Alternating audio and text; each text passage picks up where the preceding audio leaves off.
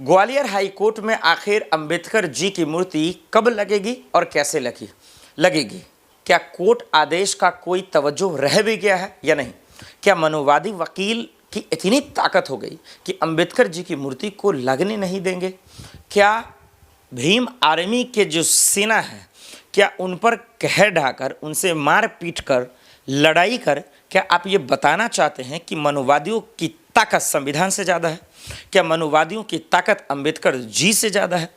दर्शकों, इस वीडियो में जरा सा शुरू से अंत तक देखिएगा और समझिएगा कि मध्य प्रदेश के ग्वालियर हाई कोर्ट में बाबा जी की मूर्ति क्यों नहीं लगने दिया जा रहा। बाबा जी मतलब बाबा साहब जी की मूर्ति, अंबेडकर जी की मूर्ति, संविधान के रक्षक की मूर्ति, संविधान के जन्मदाता की मूर्ति, यानी कॉन्स्टिट्यूशन का जिसने आगाज़ किया, जिसने बनाया इस देश में, जिसकी वजह से मैं बोल पा रहा हूँ और आप सुन पा रहे हैं, जो गरीब अपनी आवाज़ उठा पा रहे हैं, उनकी मूर्ति नहीं लगने दे रहे हैं। तो किसकी मूर्ति लगाना चाहते हैं आप? अमित शाह जी की, मोदी जी की, या बीजेपी के किसी और की? क्या मोहन भागवत की?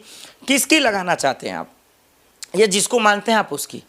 पूरा मामला जरा सा तफसील से समझिएगा और आप दर्शक से बेहतर फैसला कोई नहीं कर सकता। इसलिए आप लोग फैसला कीजिए कि अंबेडकर की मूर्ति रोकने वाला पैदा कैसे हो सकता है।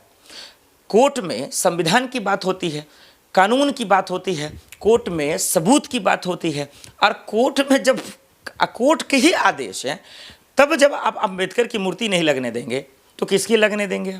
विरोध करने वाले कौन है? पहले पूरा मामला समझिए दर्शकों। आदेश आता है कि ग्वालियर हाई कोर्ट में अंबेडकर जी की मूर्ति को लगा दिया जाए। लोग मूर्ति लगाने जाते हैं, भाई फौरन रोक दिया जाता है। ये रोकने वाले कौन है? मनुवादी लोग हैं। ये रोकने वाले लोग कौन हैं?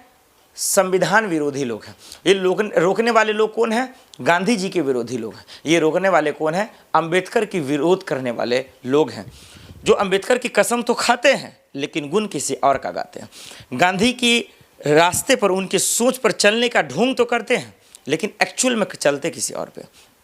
अब आप जरा फैसला कीजिए। संविधान के रक्षक अंबेडकर जी हैं। देश का जो कानून है, देश लोकतंत्र और संविधान से चलता है, तो फिर उन अंबेडकर जी ने बनाया है, तो भाई उसकी पूजा नहीं होगी, गांधी जी की पूजा नहीं होगी, फिर किसकी होगी? आप बताइए। हमारे स्वतंत्रता सेनानियों की पूजा नहीं होगी तो फिर किसकी होगी? चंद्रशेखर, राजू, सुखदेव, इन सब की पूजा नहीं होगी तो फिर किसकी होगी? आप बताइए ना। हमारे स्वतंत्रता सेनानियों की नहीं होगी तो किसकी होगी पूजा?